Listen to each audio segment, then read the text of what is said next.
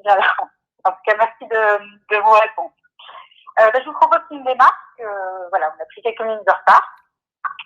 Donc, l'idée de cette journée, c'est effectivement que nous puissions aborder les fondamentaux de la posture managériale aujourd'hui, puisque vous avez certainement dû le constater, il y a une vraie évolution des attentes, des enjeux et des postures qui sont en marche et qui remontent déjà à quelques temps, mais c'est vrai qu'il y a vraiment une accélération des attentes et des évolutions qui sont en cours. Ce que je vous propose dans le premier temps, c'est de me présenter. Donc, je suis Alix Camarata.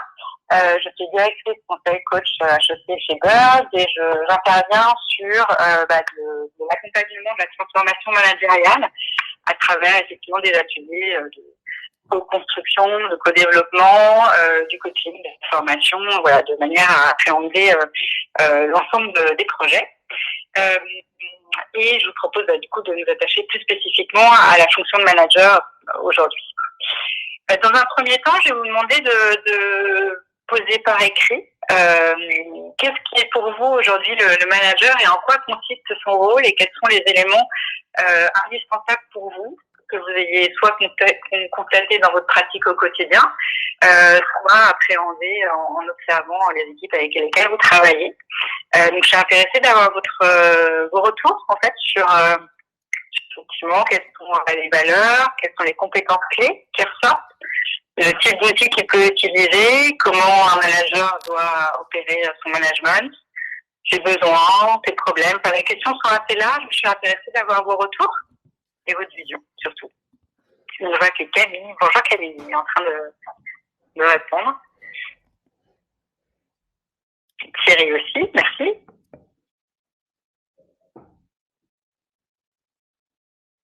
Voilà, vous êtes nombreux. Merci de vos retours. Donc, je vais vous les partager une fois qu'ils s'afficheront.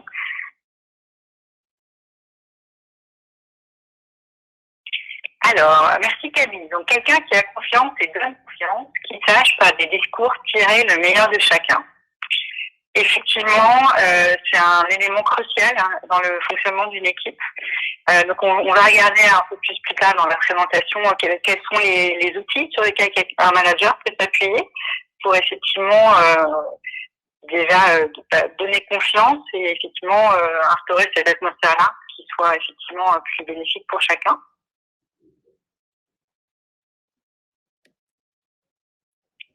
Alors, merci Nathalie, savoir donner du sens, avoir une certaine intelligence émotionnelle, en capacité de faire du feedback. Alors, c'est très juste, on va vraiment l'aborder pendant ce temps de webinaire. Alors, merci Thierry. Donc, un manager est en même temps la clé de la transmission entre le réel qu'il expérimente encore et la vision qu'il doit incarner. Alors, très juste. Effectivement, c'est vrai que la posture de manager, qu'on va le voir un petit peu après, c'est vraiment voilà, une posture qui est très très large et qui nécessite d'être très ancrée dans le réel et en même temps de pouvoir incarner une vision et la transmettre à ses équipes. Donc ça demande effectivement souplesse et agilité.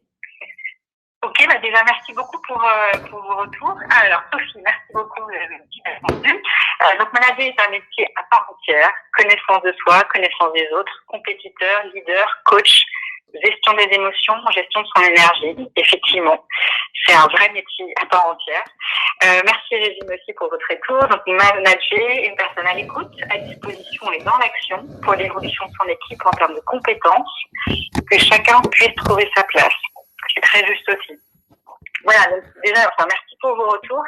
Comme vous le voyez, c'est une fonction qui est très large, qui effectivement nécessite une expertise d'un outil ou d'une fonction. Et au-delà de tout ça, il y a vraiment une dimension de relation à l'autre, puisqu'il va être là pour fédérer, pour unir, pour insuffler un sens, de la confiance, et en même temps gérer des individualités qui sont des personnes qui ont elles-mêmes un parcours, des émotions, des attentes, des objectifs.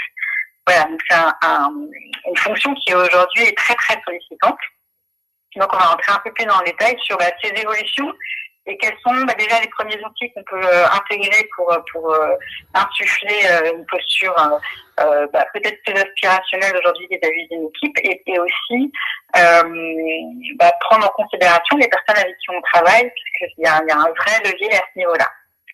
Alors, juste petite parenthèse qui a malgré tout un vrai impact aujourd'hui dans le fonctionnement d'équipe et dans la performance des entreprises, c'est l'impact du digital sur les fonctions de manière générale. Aujourd'hui, les outils technologiques et la présence digitale ont touché environ 50% des fonctions. Voilà, à travers des outils qui peuvent être très divers. Hein. Ça va être des plateformes de discussion, d'outils collaboratifs, comme des outils plus techniques qui permettent effectivement d'avoir des informations et une circulation d'informations qui va vraiment, enfin, qui a déjà beaucoup évolué. Et il faut savoir que voilà, d'ici 2030, on considère que le digital va prendre 80%, avoir un impact de 80% sur les fonctions, quelles qu'elles soient, dans le monde de l'entreprise. Donc il y a vraiment cet indicateur à prendre en compte, sachant qu'il va clairement évoluer et qu'il va avoir un impact sur le fonctionnement entre les individus et l'organisation et la performance du travail. Alors, comme je l'ai partagé, il y a une vraie évolution effectivement du métier de manager, avec une appréhension beaucoup plus large de la dimension personnelle et évolution des individus dans l'équipe. Et il se trouve que des entreprises et des sociétés ont mené des enquêtes. Notamment, il y a eu un très gros travail depuis une dizaine d'années en Belgique sur l'évolution du métier, enfin du monde du travail, en fait, et sur les nouvelles manières de travailler. Et les conclusions sont assez claires, puisqu'elles reposent principalement sur 3 piliers. Le premier, c'est en termes d'évolution, le changement de paradigme en termes d'espace et de temps. Puisqu'effectivement aujourd'hui les équipes sont soit au sein d'un même endroit, soit dispersées, soit en France ou voire même à l'étranger. Et puis spatio-temporel et temporel, puisqu'effectivement aujourd'hui il y a un accès à l'information et aux éléments de travail qui peuvent être de 9h à 17h, 19h dans certains milieux, comme être le soir, le matin très tôt. Enfin voilà, il y a plus vraiment de linéarité de l'information puisqu'on peut y accéder un peu n'importe où et n'importe quand. Et donc là, il y a vraiment un paradigme qui a bougé et qui est nécessaire à prendre en compte. Voilà, j'imagine que dans vos métiers, vous devez le sentir et ça a vraiment un impact sur la fonction du manager aujourd'hui. Voilà.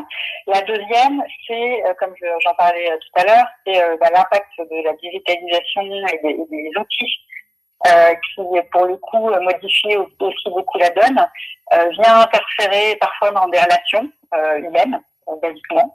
Voilà, et voir de constater qu'effectivement la communication a beaucoup changé et que ces outils-là peuvent apporter une dispersion, mais aussi peuvent apporter ou avoir un vrai impact sur la performance, puisque peut-être plus de rapidité, plus de concentration des informations pour aller plus vite. Donc voilà, il y a un vrai changement aussi à ce niveau-là qui est intégré. Et la troisième évolution en termes de travail, c'est une évolution des comportements. On va principalement se centrer là-dessus aujourd'hui, puisque on est aujourd'hui un manager, on lui demande effectivement de maîtriser effectivement son travail et ses connaissances sur la matière sur laquelle il intervient. Maintenant, il y a une dimension humaine qui a pris une ampleur très importante. Parce que cette dimension-là s'est fortement tendue avec l'arrivée du digital et qu'effectivement il y a eu vraiment pas mal de crispations à un certain niveau et qu'effectivement aujourd'hui un manager se doit d'être à l'écoute de son équipe, se doit être là pour lui donner du sens, pour inspirer et pour apporter vraiment une dimension qui n'était pas forcément aussi présente il y a encore quelques temps. Voilà, et puis effectivement il y a cette dimension d'approche plus bienveillante, plus constructive, orientée solution, mais on va regarder ça un petit peu après. Voilà, donc il y a vraiment un changement de paradigme global qu'on a tous vu arriver au fur et à mesure, mais qui deviennent vraiment des priorités aujourd'hui. Alors, merci pour votre remarque, Thierry. Le manager ne s'occupe pas du job, il s'occupe des personnes qui font le job. Alors, effectivement, il faut malgré tout qu'il ait une connaissance, c'est évident, du milieu dans lequel il intervient et des enjeux, et c'est à lui aussi quand même malgré tout d'injecter un un cadre et d'insuffler une énergie pour tendre vers un objectif et un enjeu et un sens qui soit commun pour tous. Maintenant, effectivement, il est là aussi pour s'assurer que principalement les personnes qui produisent et qui réalisent soient aussi dans cette même lignée et soient au maximum performants. Et ça peut passer par vraiment beaucoup d'indicateurs différents et avant tout intrapersonnels. Comme je disais, l'évolution des collaborateurs, elle a vraiment lieu, puisqu'on a un passé, un futur, avec des éléments du futur qui sont déjà concrètement très en place. Donc, avec une organisation du travail, comme je vous disais, on n'est plus sur 9h-5h, mais on travaille un peu n'importe quand. On travaille plus forcément dans son bureau. Enfin, nous, même si on travaille dans son bureau, on peut aussi aller travailler n'importe où, avec le développement du flex office et du home office également. Effectivement, sur l'équipement aujourd'hui, effectivement, on arrive à son travail, on avait son ordinateur qui était fixe, et la seule possibilité d'apporter, d'effectuer sa mission, c'était d'être éventuellement dans son bureau. Là, c'est vrai qu'aujourd'hui, on peut travailler vraiment en mobilité, quand on soit à son bureau ou pas du tout. Il y a aussi l'évolution de l'approche en fait des enjeux, puisque avant effectivement on avait tendance à mettre l'accent sur les entrants et ce qu'on pouvait intégrer comme information, récupérer comme insight pour évoluer. Et c'est vrai qu'aujourd'hui la tendance veut qu'on aille plus vers une recherche de résultats, quitte à faire des essais, quitte à faire des tests, mais pour pouvoir valider ou non certains axes, certains enjeux, certains objectifs. Donc le prisme en fait a évolué aussi. Et puis il y a une vraie aussi évolution au niveau de la perspective d'évolution des cadres, et on le ressent particulièrement aussi sur la jeune génération, même si effectivement autour de 40 ans il y a des remises en question, mais c'est moins flagrant qu'auprès de la jeune génération. Puisque dans une structure, effectivement, l'ambition pouvait être d'évoluer, d'acquérir les postes supérieurs au sein et de monter de manière assez logique les grades des échelons de la société. C'est vrai qu'aujourd'hui, il y a une vraie remise en cause de ces échelles qui sont proposées, puisque il se trouve que parfois la dimension management n'intéresse pas les personnes, même si elles sont très bonnes dans leur expertise aussi. La suite logique serait d'évoluer à un poste de manager. Aujourd'hui, c'est plus forcément le cas. Donc c'est ça aussi qui amène à s'interroger sur la posture de manager et qu'est-ce qu'est être un manager aujourd'hui. Donc il y a vraiment une évolution très très structurelle de l'organisation du travail et du coup l'incidence sur la posture de manager. Alors, on va aborder rapidement aussi les évolutions que ça implique en termes de posture. La première, c'est qu'effectivement, jusqu'à encore peu de temps, il y avait vraiment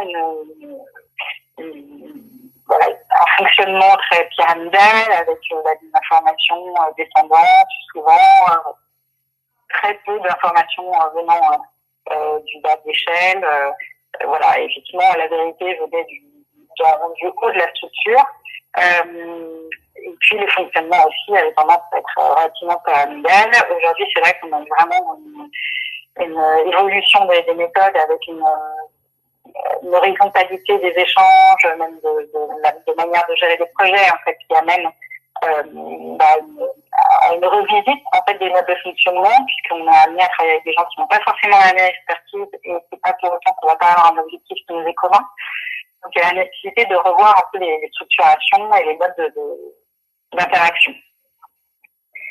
Il y a aussi, comme je partageais, la dimension d'expertise qui est malgré tout toujours présente, puisque, au sein de chacun des métiers, il y a une expertise qui est valorisée et qui est nécessaire. Pour autant, ça n'empêche pas d'aller chercher, en fait, ailleurs d'autres leviers de connaissances. Il se trouve que le digital permet vraiment d'aller chercher d'autres savoirs qui permettent d'augmenter ne serait-ce que son expertise, mais aussi une autre vision des choses.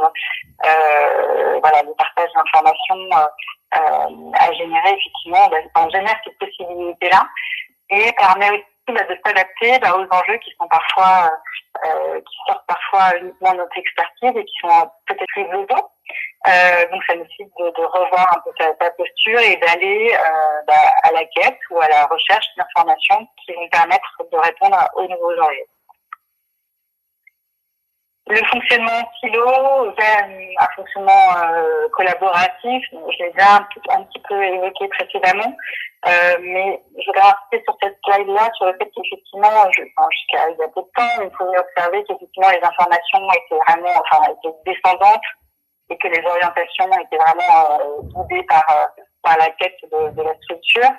L'idée de la collaboration, c'est que ça ne remet pas en cause forcément des décisions et des axes de développement qui sont insufflés par la direction. Maintenant, ça ramène à aller chercher en fait toute l'intelligence qui est dans la structure et qui permet peut-être d'aller investiguer des sujets qui ne sont pas forcément identifiés jusqu'à maintenant. Ça permet d'aller chercher une richesse et autres, et qui peut très bien se positionner en bas de l'échelle et qui pour autant sera tout à fait pertinent. Voilà, donc c'est aussi l'idée de casser un peu les modes d'autorité ou de savoir qui en fait se trouvent partout. Il faut aller les chercher et pour ça nécessite effectivement de challenger certaines approches qui pour le coup pouvaient être parfois un peu enfermantes. On revient à la dimension de maîtrise et de lâcher prise. Donc là encore, c'est une évolution qui est très importante. Effectivement, jusqu'alors, le manager était avant tout un expert et c'est parce qu'il était très très expert de son métier qu'il accédait à cette dimension de management. Aujourd'hui, il y a, je recherche la personne qui a dit ça, c'est Sophie qui a dit qu'effectivement c'est un métier à part entière. On n'est plus forcément sur cette recherche d'expertise et de maîtrise précisément de la matière de travail, et on est plus dans une expérimentation, un lâcher prise pour laisser aussi les personnes qui n'ont pas forcément ce poste de management apporter des choses et insuffler une logique un peu de test and learn et d'aller chercher peut-être des insights qui ne seraient pas forcément dans la structure ou dans la culture ou dans la vision actuelle, et aussi d'aller faire des expériences. Voilà, donc on va arriver effectivement sur dans la dimension d'expérimentation qui, elle, va à l'encontre d'une planification très précise avec des business plans à 1 an, 3 ans et 5 ans. Aujourd'hui, c'est compliqué dans le monde dans lequel on évolue d'avoir cette vision-là. C'est bien parce que ça peut satisfaire certains besoins de sécurité ou de rationaliser les choses. Maintenant, concrètement, au quotidien, c'est important de pouvoir effectivement faire des tests et aussi d'accepter qu'on puisse se tromper et de tirer les enseignements de cette erreur ou de ce dysfonctionnement pour pouvoir capitaliser dessus et ressortir de l'intelligence de ces expérimentations-là. Voilà, donc il y a plus forcément un processus ultra cadré dans lequel on dit ok, dans 3 mois on fait ça, 6 mois on fait ça, 7 mois on fait ça. On est vraiment plus dans un défi du quotidien avec effectivement une alimentation qui peut venir un peu de partout et surtout par des tests et pour sortir un peu des référents qui sont ceux de la structure dans laquelle on évolue. Alors on va rentrer un peu plus dans le détail un peu ce que veut dire chacune de ces notions. En termes de collaboration, on a dit qu'effectivement on a tendance à aller à effectivement collaborer avec un plus grand nombre de personnes, pas forcément au même endroit, pas forcément sur les mêmes expertises premières en tout cas, mais voilà, l'idée c'est vraiment d'aller fédérer des équipes qui vont avoir un projet commun et qui vont être orientées vers ce projet. Et donc clairement, il y a vraiment une nécessité de fédérer les équipes. Et pour fédérer une équipe, la meilleure manière, ça va être de donner du sens. Ça va être d'ancrer ce projet-là dans un contexte qui est important pour effectivement la structure, mais qui va être aussi porteur pour chacun des membres de l'équipe, qui va leur apporter quelque chose et qui va leur permettre de déployer quelque chose d'eux au travers de ce projet-là. Donc ça, c'est un élément très important. On a vu que la digitalisation était de plus en plus présente. C'est un élément qui, pour le coup, pourrait être un frein à la fédération d'équipe. Voilà, ça complexifie, on va dire, la facilité qu'on peut avoir à fédérer une équipe. Maintenant, clairement, des outils sont disponibles aujourd'hui pour travailler en collaboratif, mais ça nécessite effectivement de s'approprier clairement ces outils, que toute l'équipe soit elle-même très à l'aise avec ces outils-là, et que ça devienne quelque part un nouveau membre, enfin, qu'il soit un membre de l'équipe, et qu'il soit approprié par tout le monde. Et adopté, par tout le monde. Voilà, donc c'est ces outils qui permettent effectivement de développer, de travailler à distance et de travailler en transversal. N'hésitez pas à m'envoyer des petits messages si vous avez des commentaires ou des choses à ajouter. L'agilité, on en a parlé, donc c'est une agilité, l'esprit est digital, on vient d'en parler, c'est effectivement savoir s'approprier les outils qui sont nécessaires aujourd'hui pour que vous puissiez travailler de manière collaborative. Donc il y a beaucoup de quantités d'outils qui existent. C'est pas toujours simple de s'approprier pleinement un outil, donc il y a un vrai enjeu à ce niveau-là qui permet effectivement d'être entre guillemets en relation à chaque fois qu'il le faut et de la bonne manière avec les personnes avec qui on va être. Et comme je le disais, c'était aussi savoir gérer ces outils-là, parce que parfois, comme ils peuvent être très présents, on a tous vécu des réunions où justement tout le monde était derrière son ordinateur ou derrière son téléphone. Bon, voilà, on peut imaginer que l'intention est bonne puisque c'est peut-être problématique, etc. Maintenant, il se trouve que voilà, on peut parfois se laisser prendre à divaguer un petit peu et aller faire autre chose pendant ce temps-là. Donc il y a vraiment la nécessité de savoir aussi donner du temps et réguler cette utilisation. Et l'agilité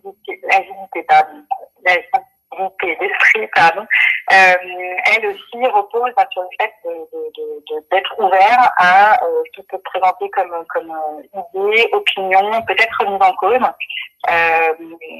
pour pouvoir effectivement évoluer de manière constructive et être ouvert à ce qui pourrait apporter de la nouveauté, de l'innovation et du sens au projet sur lesquels on travaille.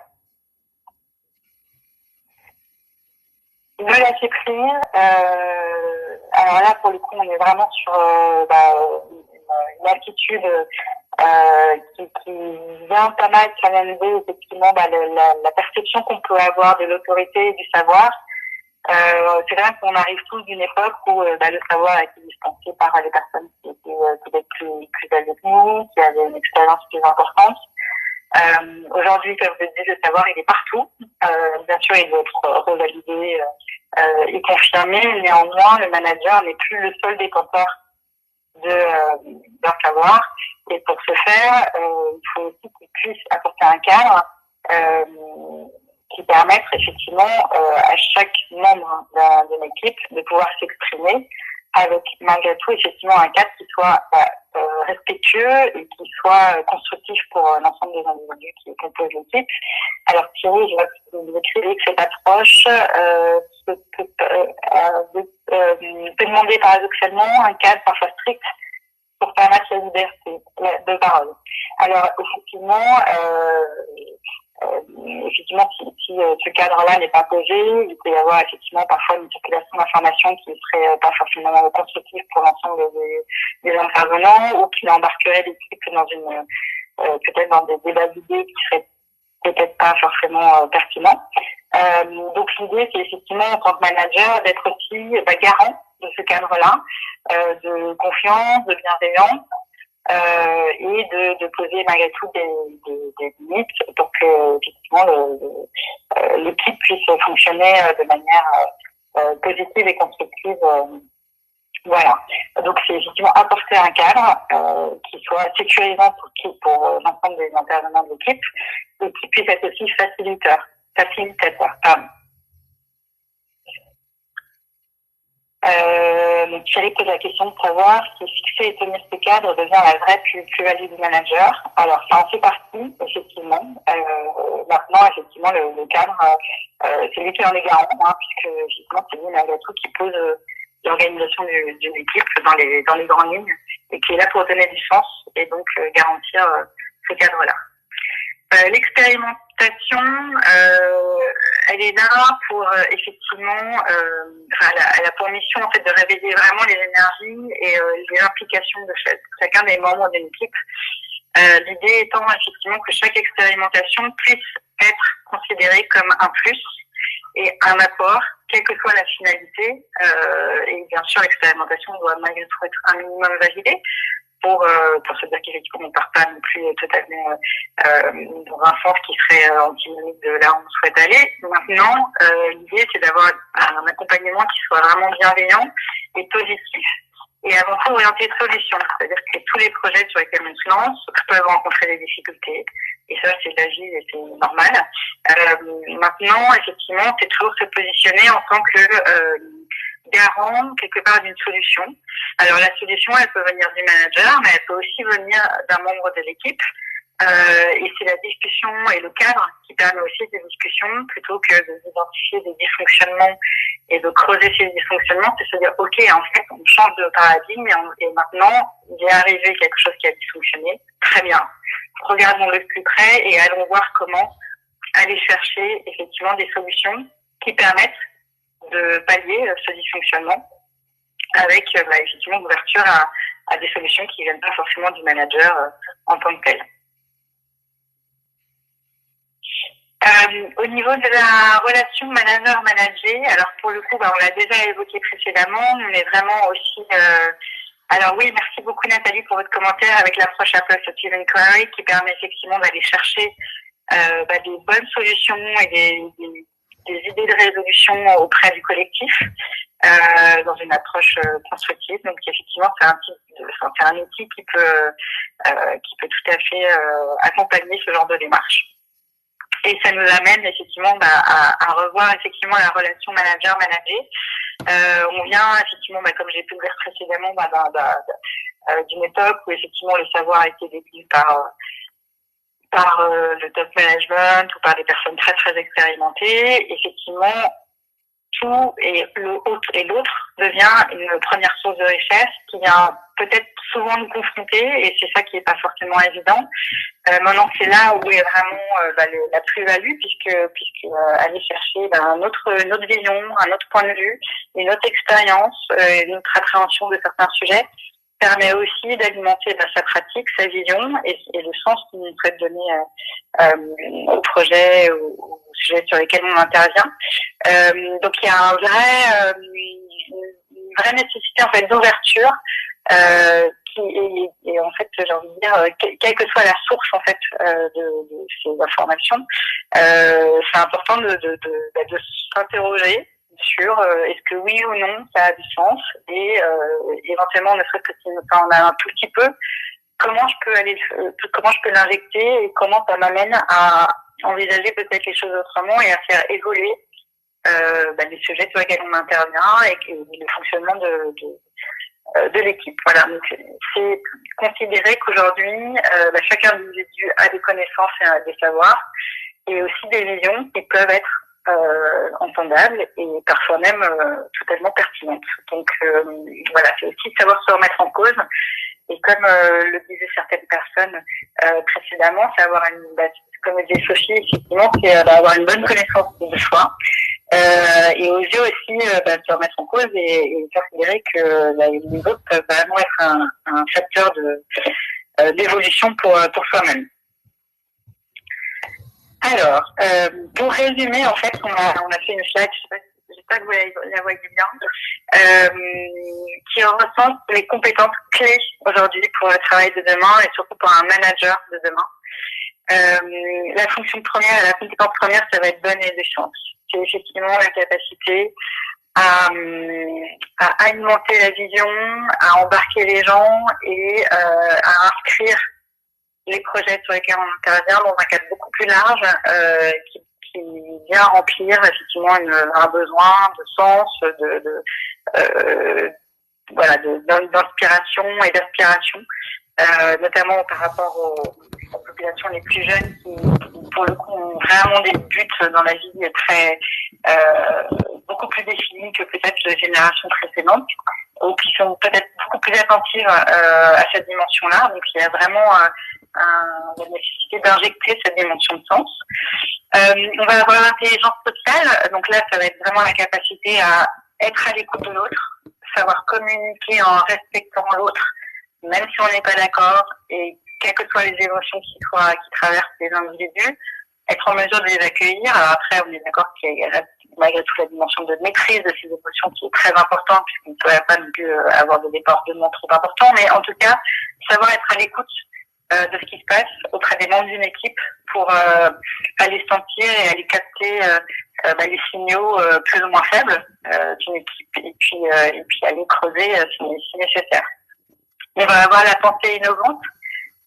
Donc là aussi, ça va être d'aller se nourrir, d'aller remettre en cause nos croyances, nos convictions, et se dire qu'effectivement, ce qui est aujourd'hui, peut-être qu'on peut vraiment faire évoluer les choses en injectant des nouveautés, et donc d'aller chercher et d'être curieux.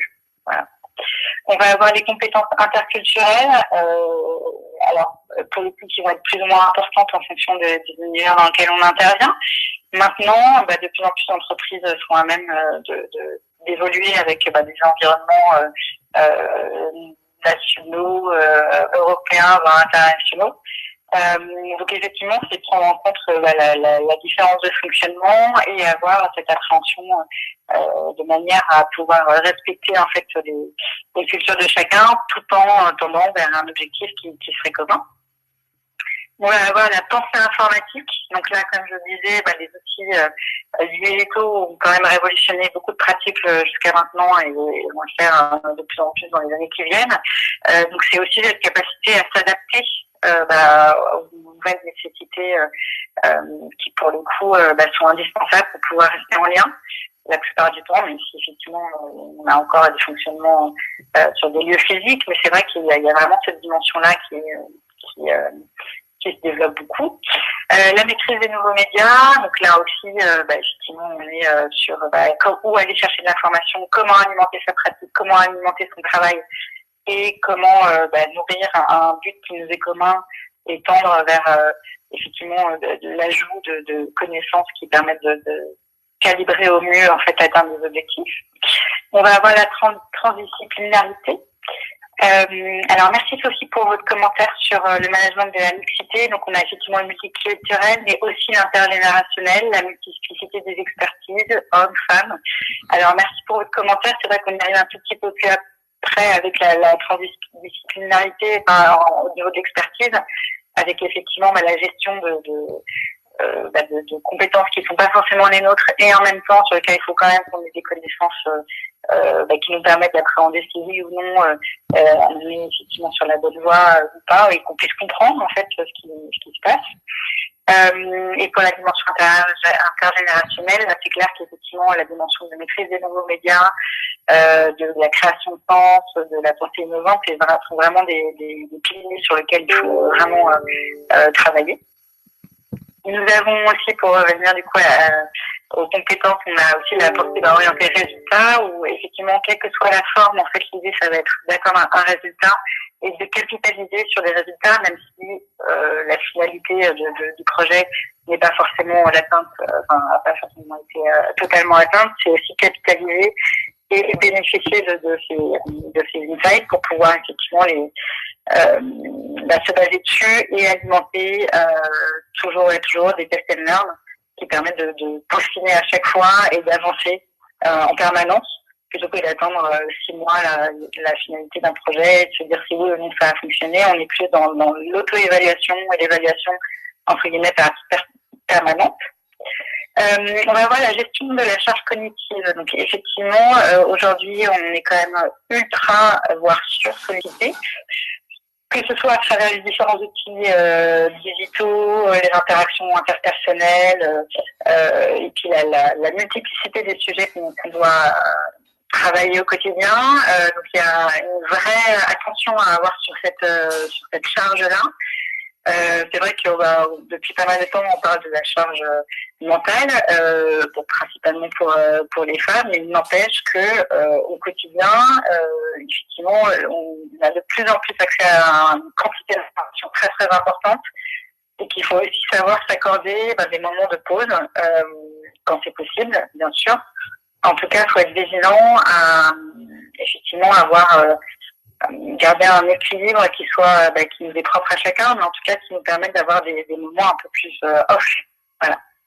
Et la dernière compétence qui rejoint la informatique et la maîtrise des nouveaux médias, qui va être la collaboration virtuelle, puisque de plus en plus on est à distance, on communique de manière éloignée, toujours malgré tout pour des projets qui sont menés en commun. On va s'attacher en fait un peu plus en détail à quelques outils qui permettent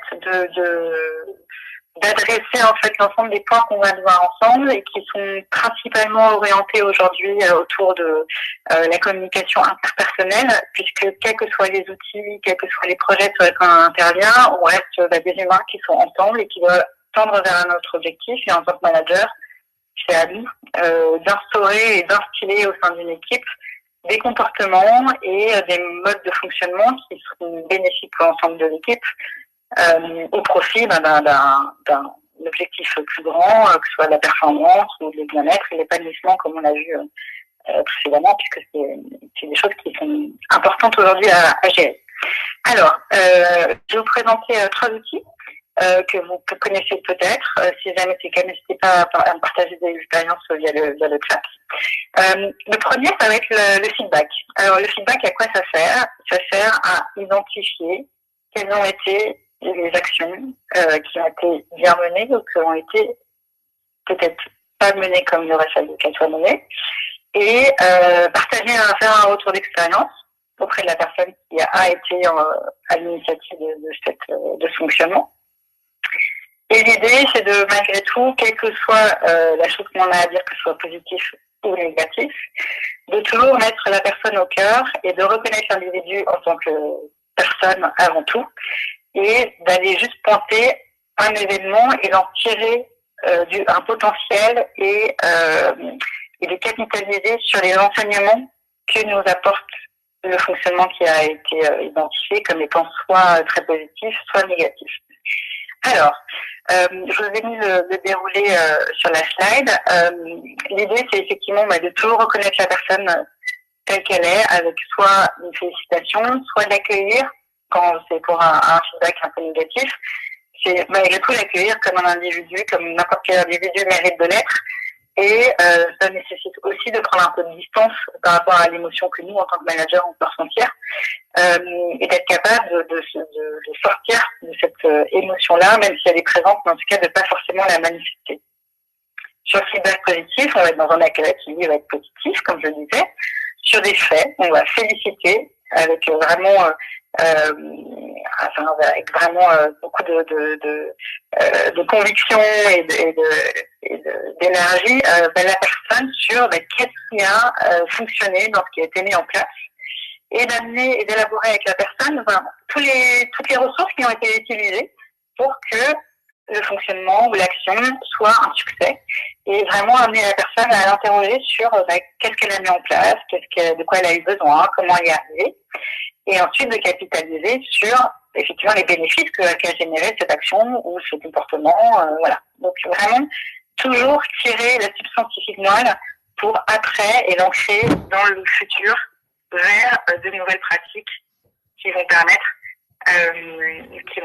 effectivement des changements de comportement. Alors merci Thierry pour votre retour. Vous mettez que la maîtrise du feedback est essentielle. C'est des réussites peut-être une bonne idée. Alors je suis tout à fait d'accord avec vous. C'est vrai que parfois on a tendance à mettre un peu le curseur sur ce qui va pas et se dire ça n'a pas fonctionné et voilà, concentrons-nous là-dessus plutôt que effectivement aussi se réjouir et célébrer ce qui se passe bien et les réussites, parce qu'on en a malgré tout au quotidien et qu'on a tendance à considérer que c'est normal. Donc effectivement c'est mieux s'il y en a, mais ça n'empêche pas que chaque succès reste un succès. Donc c'est bien aussi de savoir le célébrer à sa juste mesure. Hein. On va pas demander de sortir la bouteille de champagne pour quelque chose qui fait vraiment partie d'un quotidien. Maintenant, ça n'empêche pas de le pointer du doigt et de dire bravo, voilà, j'observe que tu as passé ça, qu'est-ce que tu as mis en place, ça permet aussi de valoriser la personne et d'en créer quelque chose pour le futur qui peut aussi servir un peu d'un cas pour les autres, de s'en inspirer et de se dire voyons, Raphaël a fait ça a marché, et si moi je le mettais aussi en place, qu'est-ce que ça donnerait, et voyons si je tentais ça pour faire évoluer aussi ma pratique. En termes de feedback négatif, on va avoir aussi un accueil qui lui aussi est positif, comme tu disais, on accueille un individu, donc de ce fait-là, il mérite un accueil qui soit normal. On rappelle les faits de manière, entre guillemets, les plus neutres possibles, et ça n'empêche pas pour autant de visualiser en fait les conséquences des faits ou des attitudes qui ont pu être identifiées, et peut-être reconnaître une émotion, que ce soit chez nous en tant que manager, dire que ça nous a peut-être mis en colère, qu'on a eu peur ou d'autres émotions, et que pour ce faire, on a besoin que des choses soient mises en place pour que la situation revienne dans un cadre plus satisfaisant pour tout le monde. Et à la suite, évoquer précisément quelle est la demande qu'on va faire à la personne à qui on fait le feedback négatif pour faire en sorte que la situation revienne comme elle devrait être ou comme elle aurait dû être. Et une fois que cette démarche-là est faite, il y a la vraie nécessité pour le manager, c'est d'assurer sa présence auprès de la personne à qui il fait ce feedback négatif. Parce que c'est jamais très agréable de recevoir un feedback négatif. Néanmoins, nous sommes humains, donc nous faisons des erreurs. Voilà, mais ça n'empêche pas que ce n'est pas agréable. Et pour autant, il n'y a rien de pire que de laisser quelqu'un seul avec quelque chose qui est pas agréable. Et qu'en tant que manager, on est là aussi pour son équipe. Et donc, effectivement, c'est pouvoir accompagner cette personne dans la prise de conscience d'une situation qui n'était pas qui ne correspondait pas aux attentes, et de lui assurer notre soutien pour dire ok, il s'est passé ça, voilà comment on va élaborer ensemble pour trouver une solution qui permette de pallier le dysfonctionnement, et sache que je suis là. Voilà, que si tu as besoin de quoi que ce soit, etc., n'hésite pas à partager avec moi, et on va même établir un plan d'action ensemble pour permettre de balayer ensemble les besoins, peut-être les attentes, les dysfonctionnements qui ont amené ce même dysfonctionnement. Donc pour vraiment accompagner la personne dans l'acquisition d'une posture plus peut-être plus ancrée, plus adulte, dans la résolution du problème qui a été identifié. Voilà, donc on est là en tant que manager pour l'accompagner et lui proposer un suivi. La personne peut très bien l'accepter ou refuser, mais en tout cas, elle sait que si jamais elle a besoin d'une aide, vous êtes là en tant que manager et vous serez là. Donc on vient d'aborder le feedback. Ce qui est très important aussi sont les signes de reconnaissance. Alors un signe de reconnaissance, ça sert à alimenter l'estime et la confiance des individus. Et c'est malgré tout assez crucial dans le développement et dans le bien-être des gens, et qu'on peut observer qu'effectivement on ne soit pas forcément à même d'en donner, puisque en fonction de l'éducation qu'on a reçue et de l'univers dans lequel on a évolué, on n'est pas toujours très habitué à faire ce type de démarche.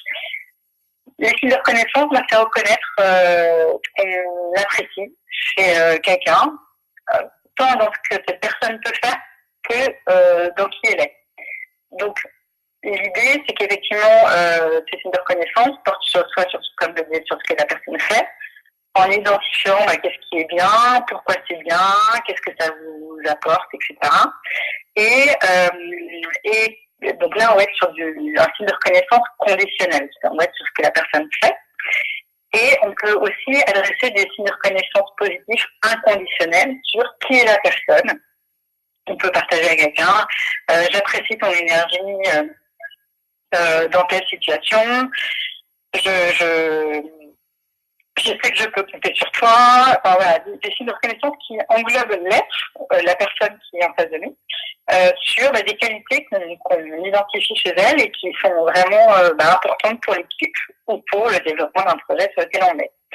En termes, il existe aussi des signes de reconnaissance négatifs qui sont là pour le coup beaucoup plus conditionné, puisque l'idée c'est qu'il est très très très notif de donner des signes de reconnaissance négatifs inconditionnels, c'est-à-dire qui porteraient sur la personne en elle-même.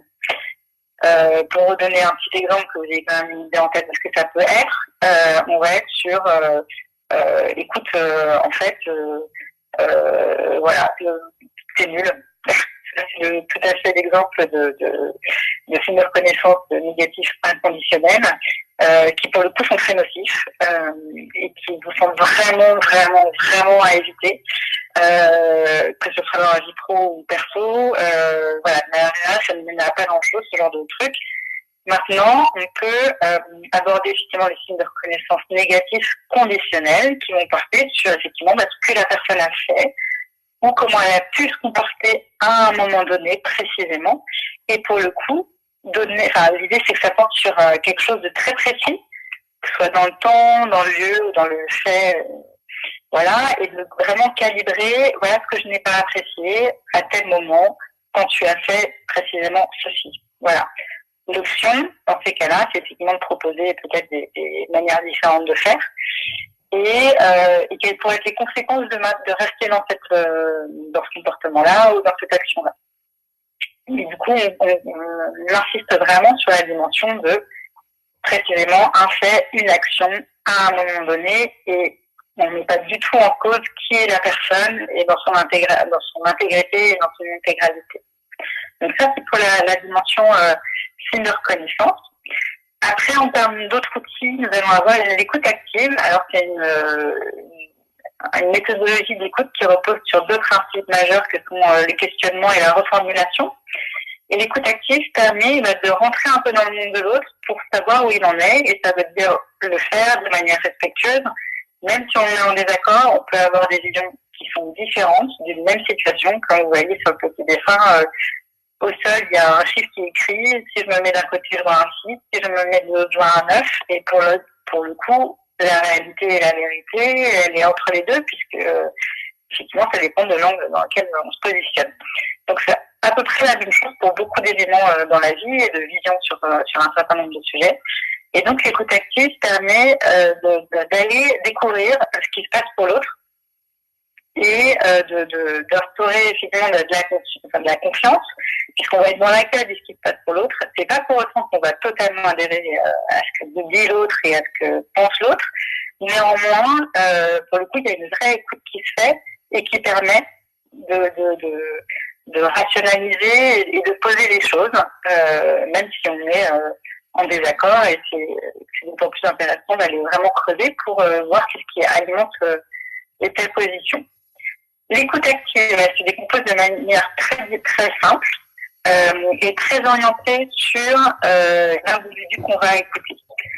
L'accueil, donc c'est accepter l'autre comme elle est, comme il ou comme elle est. Imaginons que je suis face à quelqu'un qui a un avis différent de moi sur un sujet. Ben, je l'accueille, effectivement, je vais savoir, je pressens qu'il a un avis différent du mien.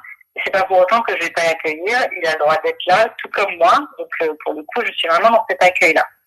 Ensuite, quand la personne m'exprime ce qu'elle ressent, ce qui se passe pour elle, ou sa vision, ce qui m'importe dans l'écoute active, ça va être ce qui se passe pour cette personne. Je vais essayer de capter concrètement qu'est-ce qui la traverse comme sentiment, comme émotion. Est-ce qu'elle est très impliquée? Est-ce qu'elle est un peu sur la défensive? Je vais essayer d'aller calibrer et de voir effectivement dans quelle mesure là où en est cette personne en termes émotionnels, donc plutôt être centré sur ce qu'elle vit et pas forcément sur ce qu'elle dit précisément, parce qu'elle pourrait être maladroite, elle pourra être parfois un peu démesurée sur certains mots, mais j'ai surtout m'attacher à voir ce qui passe pour la personne. Ça va aussi me nécessiter de m'intéresser plus à la personne qu'au problème en lui-même. Ce qui va m'intéresser, c'est de savoir effectivement quel est le point de vue de l'autre derrière ce problème-là. Quelles sont pour lui ses valeurs, quelles sont pour lui ce qui est ses croyances, ce qui est important pour lui. Et cette écoute active permet aussi à l'autre de montrer qu'on le respecte. Donc c'est lui donner de la place pour qu'il puisse s'exprimer s'exprimer et effectivement donner de la valeur à ce que cette personne va partager, même si effectivement je suis pas forcément d'accord avec cette personne, et ça va m'ouvrir un monde auquel moi ça n'avait pas accès, puisque ce n'est pas forcément ma vision des choses.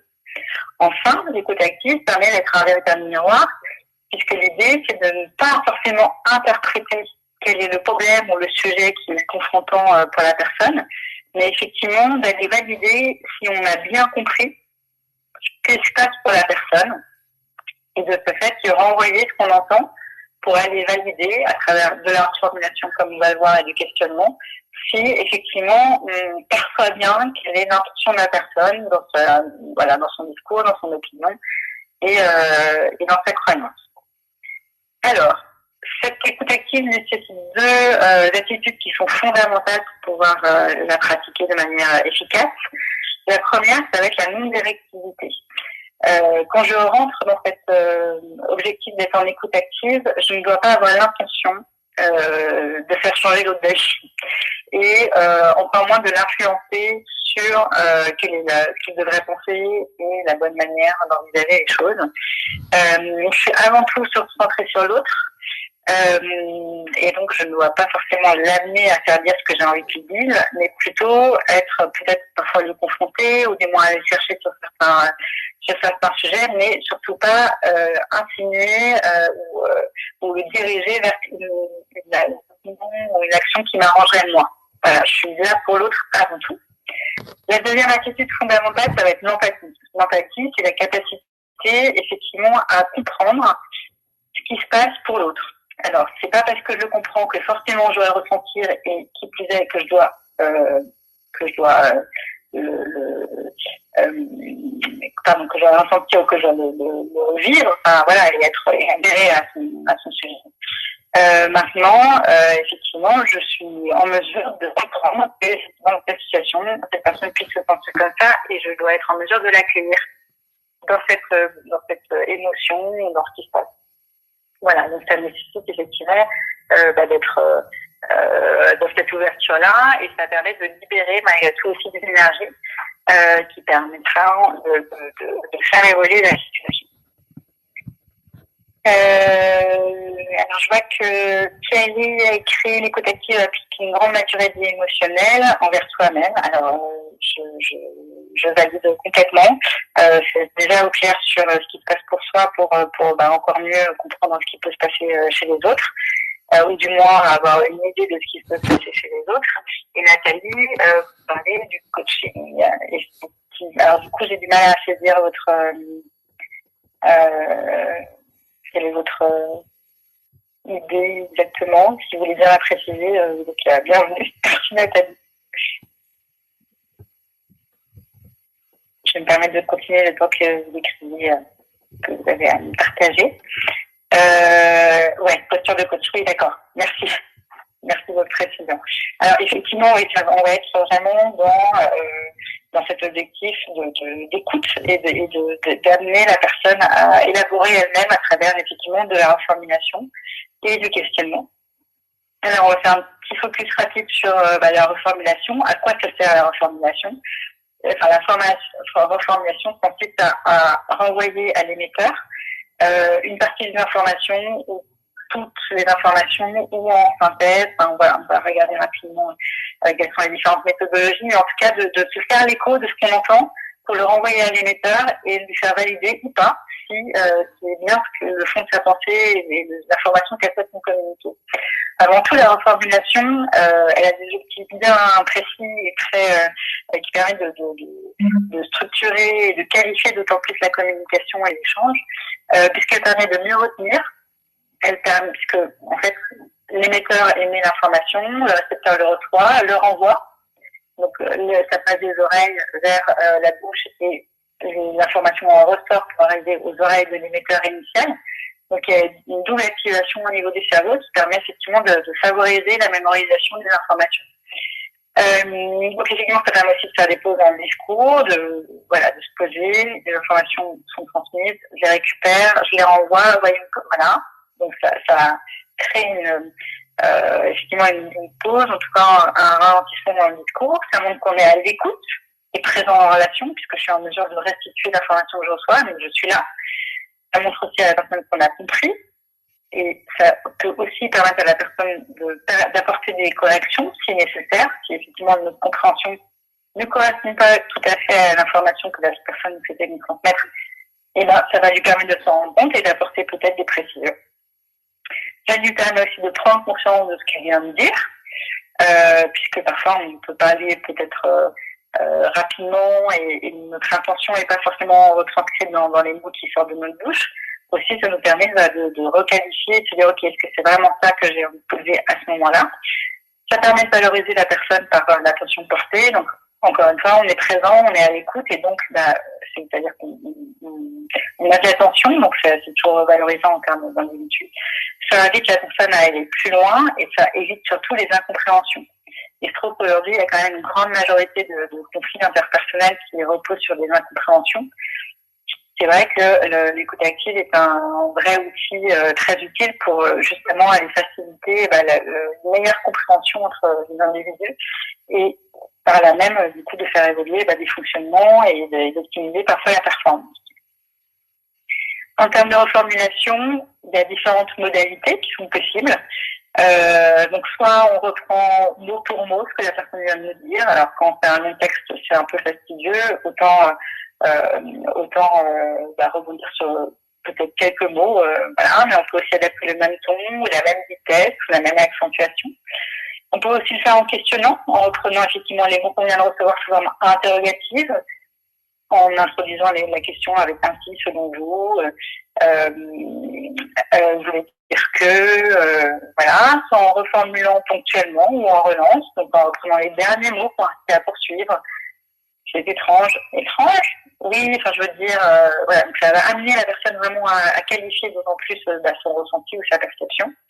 Soit en recadrant, est-ce que, effectivement, quand quelqu'un dit, oui, de toute façon, cette personne fonctionne toujours comme ça, ok, est-ce que c'est vraiment toujours? On va inviter la personne à qualifier aussi. Soit en suspendant, pour aller chercher aussi de l'information, en relançant quelque part la discussion avec un peu de suspense qui va être comblé par la personne qui intervient. Alors Sophie, vous partagez que les comportements non verbaux sont importants pour l'écoute active et la reformulation et l'alignement. Alors tout à fait. Effectivement, l'idée c'est aussi d'adopter une certaine synchronisation au niveau du corps, de manière à être vraiment en réponse à la personne avec qui on échange, et puis aussi d'observer tous les gestes parasites qui pourraient intervenir, puisque effectivement on sait que les mots ne représentent qu'environ 7% de la communication qui est perçue par quelqu'un, et que tous les, soit le paraverbal, le non-verbal, envoie aussi des messages, et donc s'assurer que le discours qui est tenu par personne est cohérent avec sa posture physique. C'est important aussi d'avoir ça clairement en tête. Merci Sophie pour tes compléments. Sur le questionnement, donc là on a listé un certain nombre de types de questions qui existent. Après la reformulation, l'idée de l'écoute active, c'est d'alterner reformulation ou questionnement en fonction du contenu que vous recevez.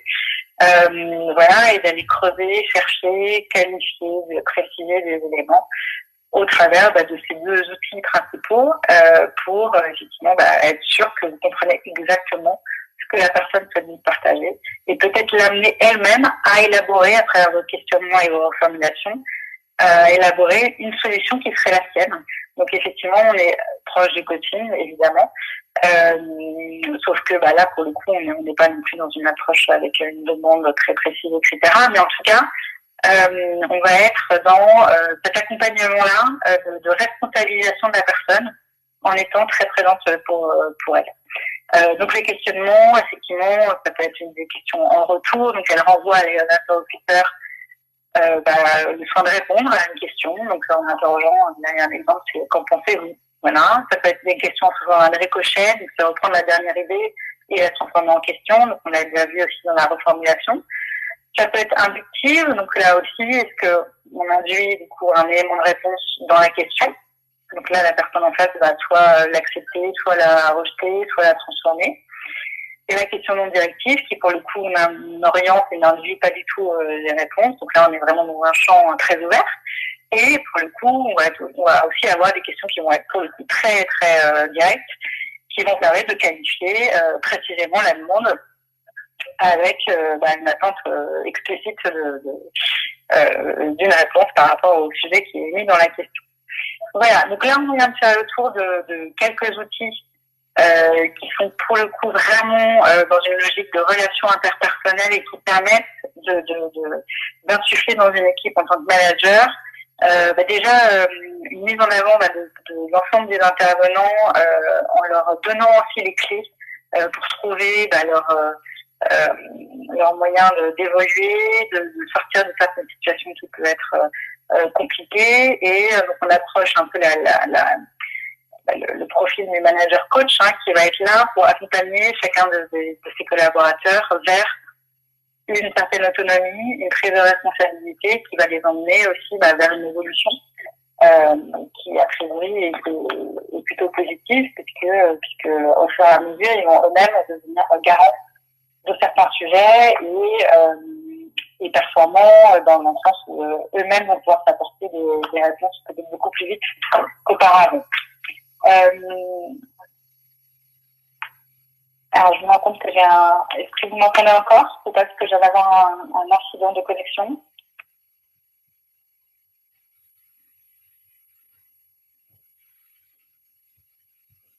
Est-ce que vous m'entendez toujours? Oui, super. Merci pour vos réponses.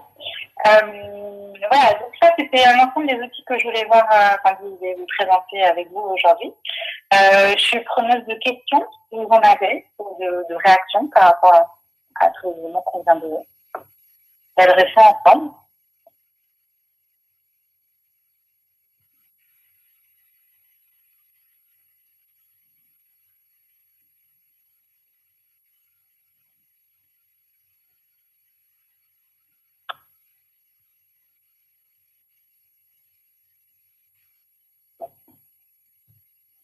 Merci Sophie pour votre retour, donc pas de questions particulières, c'est clair sur votre retour. Merci de votre retour. Alors, Thierry nous pose la question de savoir si nous avons des offres de formation sur ce sujet. Alors oui, effectivement, nous adressons des formations sur les fondamentaux du management. Nous avons aussi des formations sur le management des millennials. Et après, c'est vrai qu'on adapte aussi des formations parfois à la demande en fonction des objectifs et des structures pour requalifier d'autant mieux l'accompagnement à travers des formations qui seraient vraiment ad hoc. Donc, effectivement, merci Sophie. Moi aussi, je serais ravie de savoir ce que vous faites, Sophie, donc merci pour votre retour. Donc oui, effectivement, nous avons des formations et nous dispensons ce type de formation pour les fins de société. Donc Nathalie, merci pour votre retour, très clair effectivement. Et Résine, merci aussi pour votre retour. La présentation est très claire, pas de questions. Merci à vous. Écoutez, il me reste à vous souhaiter une très bonne journée. Je vois que Nathalie est en train d'écrire. N'hésitez pas à revenir vers nous si jamais vous avez des questions complémentaires. On sera ravis de pouvoir échanger avec vous et en discuter éventuellement pour mettre en place des choses chez vous ou avec vous. Voilà, merci, bonne journée.